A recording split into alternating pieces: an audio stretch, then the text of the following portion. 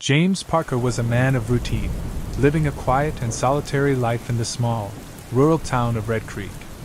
Nestled deep in the woods, Red Creek was a place where time seemed to stand still, where the most exciting event might be a deer wandering too close to someone's yard. For James, who had grown up in this town and never left, the predictability of life was comforting. He knew every tree, every path, and every face in the community. His days were spent working at the local auto shop, and his evenings were spent tinkering with old engines in his garage, watching television, or enjoying the stillness of the night from his porch. But on a cool autumn night, something disturbed that stillness, something that would change James's life forever. It began with an unsettling silence. James was sitting in his recliner, a cold beer in hand, half watching an old movie on the television. Outside, the usual nighttime chorus of crickets and distant rustling of animals was abruptly cut off, replaced by an unnatural quiet. It was as if the world had paused, holding its breath. James noticed immediately. The silence was so complete, it felt oppressive. He set his beer down, the glass clinking softly on the wooden side table, and turned off the television. The cabin was plunged into darkness, save for the pale moonlight filtering through the curtains. For a moment, James just sat there, straining to hear anything that might explain the sudden quiet. But there was nothing, no wind, no insects, no distant hum of the town. Curiosity and a growing sense of unease gnawed at him. He got up and walked to the window, pushing aside the curtain to peer outside. At first, he saw nothing unusual, just the dark silhouettes of trees and the faint outline of the gravel road leading into town. But then, in the distance, he noticed a faint glow coming from the woods. It was a soft, greenish light, pulsating slowly like the heartbeat of some slumbering beast. James's first thought was that it might be kids playing with flashlights, or some strange reflection of moonlight on the mist. But something about the light was different. It didn't flicker or move. It just hovered there, growing brighter with each pulse.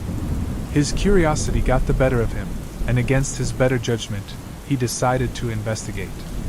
He grabbed his flashlight, threw on a jacket, and stepped outside. The night air was crisp, carrying the scent of pine and damp earth. His footsteps crunched on the gravel as he walked towards the woods, the beam of his flashlight cutting through the darkness. As he approached the source of the glow, the silence became more pronounced, pressing in on him from all sides. When he reached the edge of the woods, the light was much brighter, illuminating the trees with an eerie green hue. The ground beneath his feet felt different, softer, as if it were vibrating gently. The trees around him seemed to shy away from the light, their branches twisting as if in discomfort. Finally, James stepped into a small clearing, and there it was, a craft, unlike anything he had ever seen. It was about the size of a car, hovering a few feet above the ground, its surface smooth and metallic, reflecting the green light it emitted. There were no windows, no doors, no visible seams, just a seamless, almost organic shape that defied all logic. James's breath caught in his throat. This wasn't something from this world. He knew that instinctively. Every fiber of his being told him to turn and run, to get as far away from this thing as possible.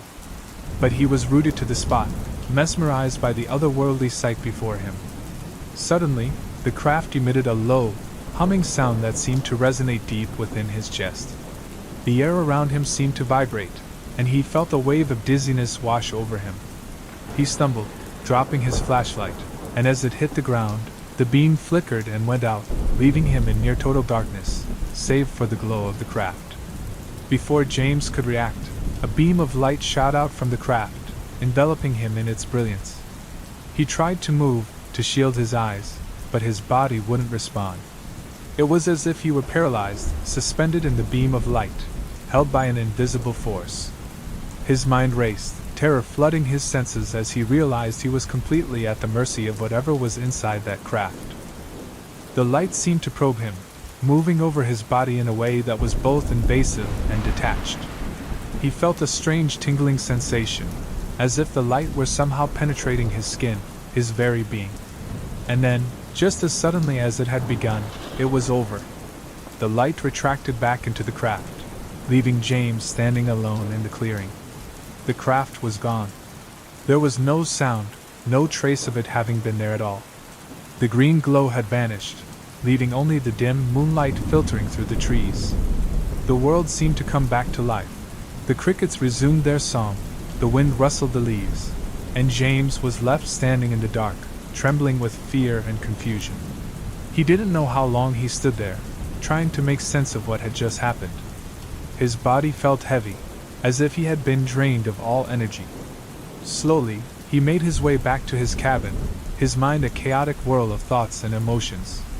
Over the next few days, James tried to convince himself that it had all been a dream, a hallucination brought on by stress or exhaustion. But the signs were impossible to ignore. He began to experience strange symptoms: dizzy spells, flashes of light behind his eyes, and a constant, metallic taste in his mouth that he couldn't seem to get rid of. His electronics began to malfunction around him. His television would flicker and go static, his radio would emit strange noises, and his phone would lose signal without explanation. The worst part, though, were the nightmares. Every night, James would wake up drenched in sweat, his heart racing from vivid dreams of the encounter.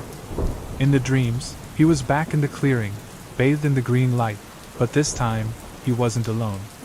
Dark figures with elongated limbs and large, black eyes surrounded him, their expressions unreadable as they reached out to touch him. The dreams grew more intense with each passing night. He would wake up screaming, convinced that the figures were still in the room with him, only to find himself alone in the dark. But the feeling of being watched, of something lurking just out of sight, never left him. It followed him everywhere, a constant, oppressive presence that he couldn't shake. Desperate for answers, James began researching UFO sightings and alien encounters.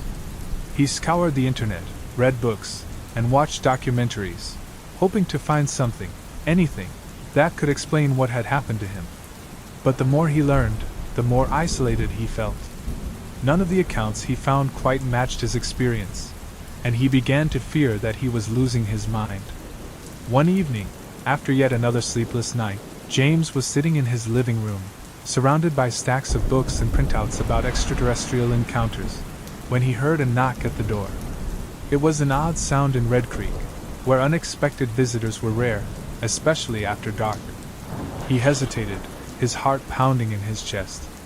Could it be that someone knew about the encounter? That they had come to find him? He took a deep breath and opened the door. A man stood on the porch, dressed in a plain black suit with a white shirt and a narrow black tie. His face was pale, almost unnaturally so, and his eyes were hidden behind dark sunglasses, despite the lateness of the hour. He looked out of place in Red Creek, like he had walked straight out of another time or place. "Mr. Parker?" the man asked, his voice calm and measured. James nodded, unease creeping up his spine. "Who are you?" The man didn't answer the question. Instead, he reached into his jacket pocket and pulled out a small, rectangular device that resembled a remote control. He held it up, and before James could react, the man pressed a button.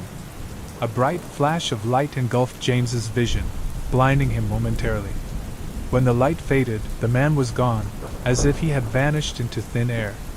James stumbled back, his head spinning, as a wave of nausea washed over him. He felt disoriented, as if a piece of his memory had been ripped away, leaving a gaping void in its place. Over the next few days, James's life began to unravel. He found himself losing track of time, forgetting simple tasks, and even entire conversations. The dreams persisted, but now they were accompanied by strange sensations, a feeling of being watched, of something or someone lurking just out of sight. The townsfolk began to notice the change in James. He became withdrawn, paranoid, and jumpy, often seen glancing over his shoulder, as if expecting someone to be following him. He avoided people, preferring the solitude of his cabin, but even there, he felt no peace. And then, one night, the green light returned. James was jolted awake by a familiar hum, the same sound he had heard on the night of the encounter. His heart raced as he bolted out of bed and ran to the window. The glow was back, brighter than before, and this time, it wasn't coming from the woods. It was coming from his backyard. With a mixture of dread and determination, James grabbed his flashlight and cautiously stepped outside. The air was thick with an electric charge, the hairs on his arms standing on end as he approached the source of the light. He knew deep down that whatever was happening wasn't over, that the beings, whoever or whatever they were, had returned for him. As he reached the backyard, James saw the craft hovering there, just as it had in the clearing. But this time, there was no hesitation, no paralysis. The light enveloped him immediately, and he felt himself being lifted off the ground, drawn towards the craft. James tried to scream, but no sound came out. The last thing he saw before everything went dark was the craft's smooth, metallic surface opening up to receive him, and the silhouette of the dark figure standing inside, waiting. The next morning, James Parker was gone. His cabin was found empty, the door ajar, with no sign of a struggle. The townsfolk of Red Creek searched the woods and surrounding areas, but no trace of him was ever found. To them, it was as if James had simply vanished into thin air. But the truth was far more disturbing.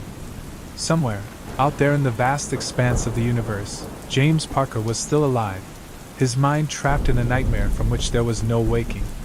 The green light had taken him, and he would never see his quiet, predictable life in Red Creek again.